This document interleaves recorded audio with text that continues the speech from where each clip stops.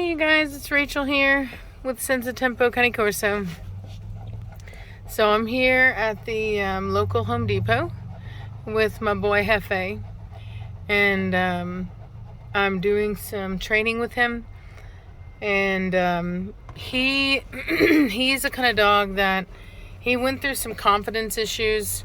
I think that it was environmental because of the fact that I have so many big adult males that live with him and with us, and I think that he just didn't have the confidence that he needed. And that was kind of confirmed whenever we did try to use him for stud, and his potency wasn't there. And so he was a year old at the time, which is always kind of a hit or miss at that age.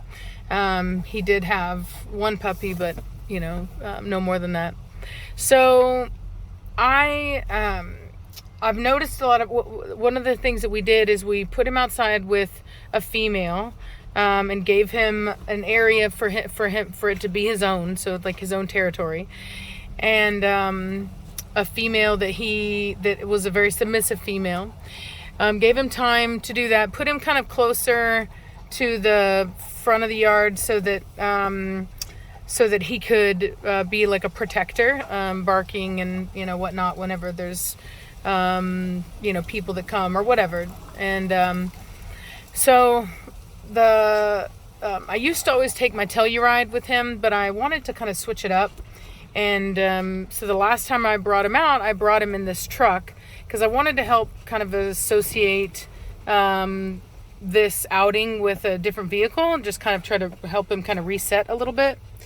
So I'm going to film this for you guys and just kind of see how he does. I have no idea how he's going to do, but we are about to find out. So I'm going to take him. So the first thing I'm going to do is I'm not going to take him directly into the Home Depot. I'm going to take him away and let him go to the bathroom first, which also relieves him of some tension. Oh, good boy. And like, he's never been a skittish dog or anything like that. And I hope you guys can hear me through this wind. He just didn't like people. And he's totally fine and everything, and just didn't want people touching on him. Oh, heck. The collar came off. Come here. Here. Come here. Oh. I almost dropped my phone, y'all. I hope that wasn't too bad. Alrighty. So he's already had a lot of good training for leash training. So I'm just gonna bring him over to this. Maybe not that. That's probably gonna be pretty prickly. But right here on this dirt. Alrighty. Good boy.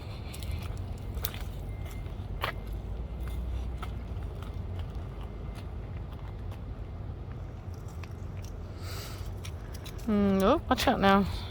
So you may wonder why I have him a little bit thinner than I normally keep my dogs, and that's because when he was very young, he was fed on accident because he was just so big. My daughter accidentally fed him adult food, and he got really big really fast because feeding the dogs is one of her chores, and it basically caused him to his pasterns to go bad. His feet went flat. I mean, it was really bad, and I've got 90% of it fixed. You can see that his feet are not flat anymore, and his pasterns are not bad, but unfortunately one foot, so one pastern on him is just it just hasn't quite healed up. And so anyway, I'm trying to keep him lean to give his body time to grow and fix that. Like as he continues to get a little bit taller, which he will, I'm hoping to kind of prevent any further damage. But you can see the foot is nice and nice and tight now. It's not flat anymore, but but there's been some weakness there, and there was some swelling in the joint that I do think has gone down a bit. So anyway, so normally, like I said, I keep my dogs a little bit heavier than this, not a whole lot heavier, but a little bit heavier than this. But I want as little weight as possible on that leg while he's still got some time to develop. And so far it's holding up pretty good. It's, it doesn't, most of the time it doesn't do this awkward thing where he flips it out like a dang seal. But a lot of that kind of stuff, that's why, some people, they'll want their puppies to be really big. They want to feed them a lot and have them see them really big and heavy. But the reality is that you'll do a lot of damage to your dog if you do that.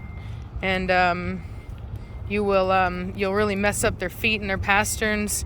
You can mess up their hips and their elbows. I mean, there's just a lot that you can do to them that isn't good.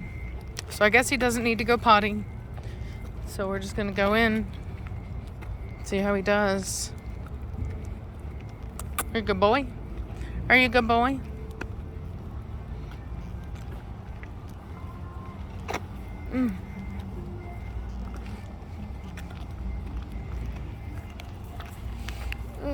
So one of the things that I look for to let me know that the dog is stressed is I'll look at his tail.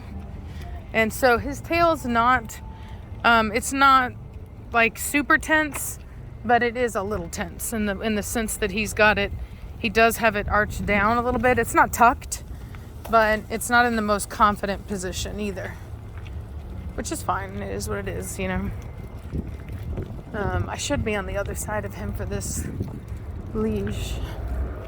So I came here, I wanted to look at these plants. But there's just not a lot in right now. It's supposed to snow tomorrow too. Hi there.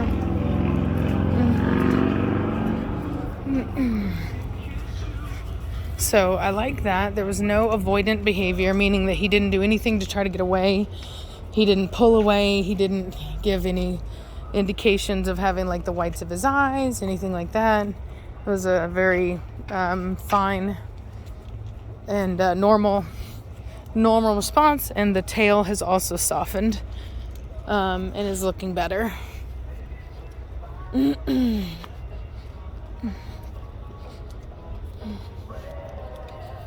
so Corso go through these fear stages, and you have to be really careful about judging them or their temperament at too young of an age. There are some things that are not going to change. Some things can be pretty extreme, but if you're not seeing a whole lot of bad behavior like all the time, and it's only like very small specific situations, then there's a high likelihood that it's potentially a learned behavior or just a temporary kind of insecurity, something like that, and not really a temperament issue. Could be a personality quirk. And so anyway, so you gotta give them this mentor of mine. He told me, he says, I don't judge a dog's temperament till at least, I don't start judging a dog's temperament till at least 18 months old, which made sense to me. Pardon me.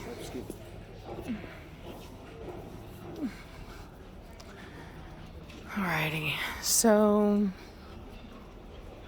I need to return.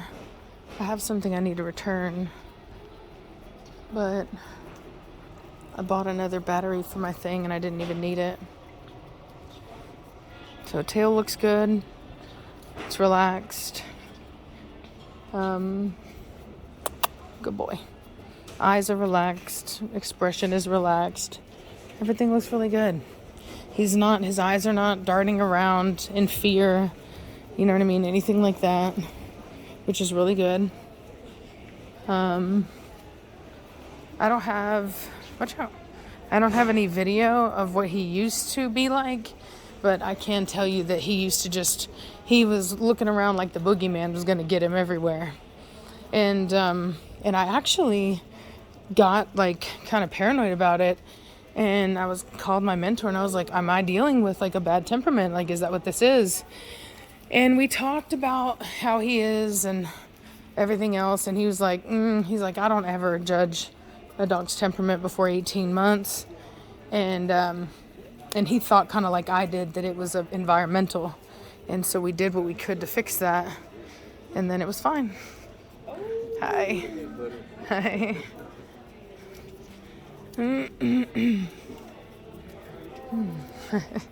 So one of the things that I'd noticed right there was he was a little more interested than I would have liked, but then he thought about it and then stopped and calmed himself down, and I like that. So basically we're getting to the thinking part of his brain. He's starting to really mature.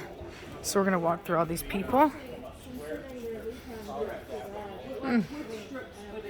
Oh, excuse us. Come on. Alrighty.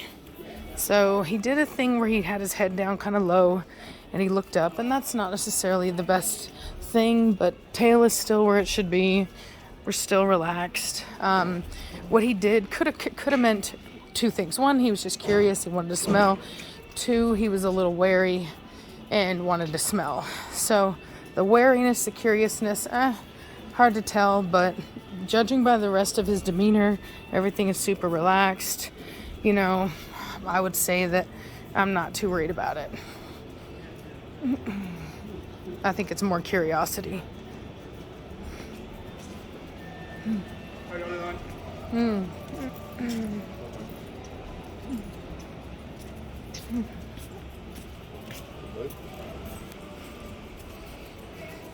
So that guy reached out his finger to him, and Jeffy just kind of went to smell it. No big deal. Everything's relaxed. And this was a dog that was like really fearful. You know what I mean? Like, he was only fearful when people would try to interact with him, when they would look at him. And I think it just started from a young age. I think it was a combination of the fact that he wasn't necessarily the most confident. He was the baby of the family, you know what I mean? And so you don't want to be overly confident whenever you're the baby and there's a bunch of males. Come on.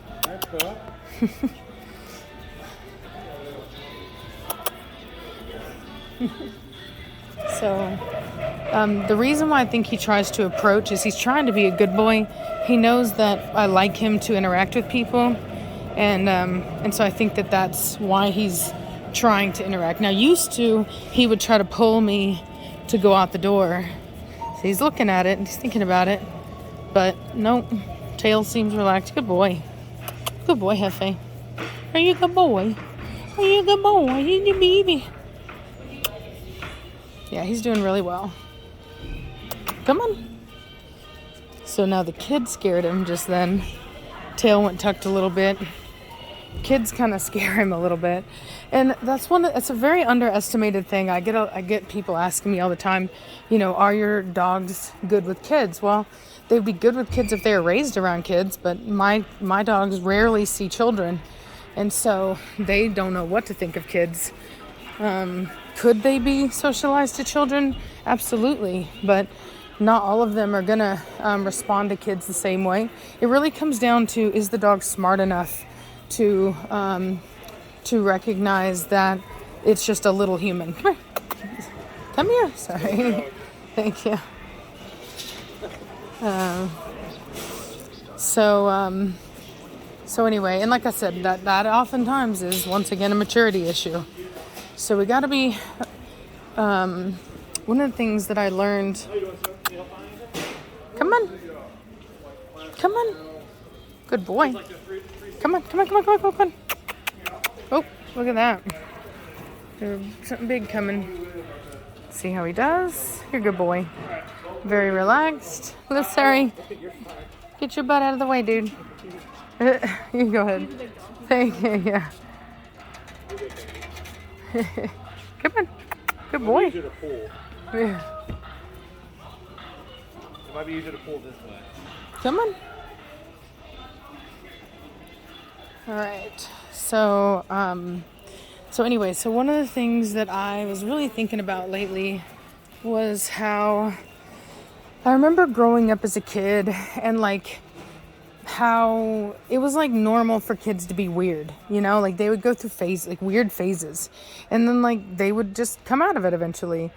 And I think that with dogs, we've kind of forgotten that dogs are individuals too, and they have their own personalities. And when they're young, when they're babies, I think some of them go through phases, and some of them get kind of weird, and then they just mature out of it. You know what I mean? They just grow up, and the brain turns on, and they come out of it. And so I do think it's really important. I never stopped working with him. I always made him face his fear, and so, you know, I've done a lot with him to ensure that he is a sociable dog. And the Corso standard says that the dog should be aloof, and that's what the temperament should be. And so that's very much what he was, where he just didn't really, you know, want to be. He had no interest in people the way that they did with him. Come on. And I think what made him really uncomfortable when he was young was he was such a pretty puppy and a big puppy that people would just stare at him.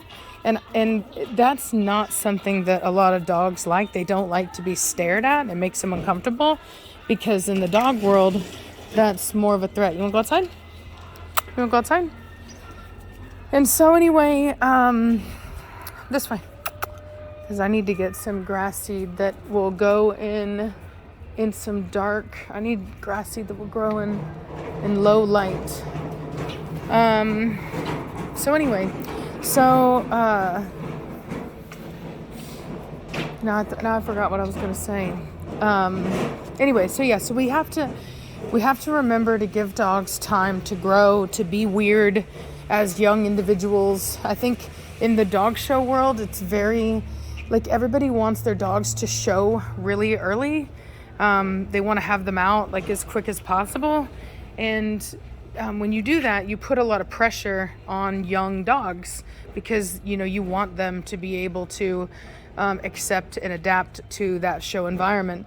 But I think that you also have to be willing to allow a dog the time to mature on their own. And also, I mean, I think for him specifically, his body just is going to need a lot more time to mature. And hopefully it'll give me some time to get that foot back in shape. Because even if it doesn't fix, but you can kind of see it now, even if it doesn't fix, like, I will still show him, because he's a really fantastic dog. And I know that it's from, it's environmental. It's not like genetic or anything like that. But you see how it's, sometimes it is good and it's straight, see? So it's not always that he turns it out like that. So, but he's got fantastic structure. And so these Corso, a lot of protection breeds, they go through fear stages, because they get to this point where they start to be, they become aware that the world is a scary place, and that there are scary people in the world. And so that is scary. You know what I mean? That's how you get a protection dog, is that dog is constantly looking for potential threats. And look at that structure. My voice is breaking. But anyway, but when you're looking for that, you know, when they're a puppy, that turns on, but they're not big enough to do anything about it. You know what I mean? They know that they're babies. And I think a lot of people expect these toddlers to be showing aggression at a very young age, which personally I don't agree with. And I think that there's evidence that those dogs are way too hard for 95% of people to manage. And so let's continue to look. And so come here, dude, get up, come on, good boy. And so anyway, I just think that, you know, we need to be more forgiving and understanding of the dogs. And I say that not just for myself, but there's come here. I've had someone buy a dog from me that they've just I think that they've been way too hard on the dog. She's just a puppy, and she's actually born near the same time that Jeffy was. And she was going through some fear stuff, and the individual was just really over analyzing her and acting like she was like had issues, when in reality she's just a puppy. And so I think, and she had all these training devices and this and that and and she's like posting on social media about the dog and confidence issues and this and this and that, and it just making a lot out of like nothing, you know what I mean? Like, for example, I'd never advertised Jeffy as having like a bunch of issues like that. Now I'm showing him, I'm talking about the fear stage that they go through, but not in a way that like if there's something specifically wrong with him. And that's, I think that's the difference, is that I'm just acknowledging that it's something that they can go through, whether it be as an individual basis or based on his breed, and that individual is basically claiming that it was a personal thing for her, and that she was just, problematic having these issues or whatever. And so anyway, so I just wanted to kind of show that they get better on their own, and it doesn't really mean anything. If it is a problem, it stays a problem. It doesn't just get better with age, and you shouldn't perceive it's a problem until they're old enough to know that it's not a maturity issue. So, and I think that's something that we all have to learn. I had to learn it, and I think that it's something that I'm trying to teach other people as well.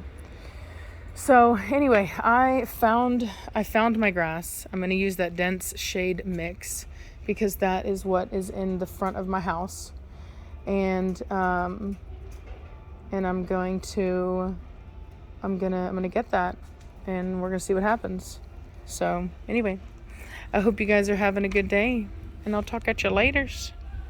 Bye. Jeffy, say bye. Have fun. Say bye. Say bye-bye. Say bye-bye. Boo, boo, boo. I'm making you look worse. Zoom out. Oh, he's going to try to give me a hug. You're a good boy. Let me see the other paw. See the other paw? Let me see. Let me see. Let me see the paw. What? Dude, let me see the paw. No. He's like, no. He's like, how about he just wanted to get up on top of me. Let me see. Let me see the paw. Let me see the paw. He's like, no. Yeah, he's not trained for that, just so you know. So anyway, all right, well, y'all have a good day. Bye.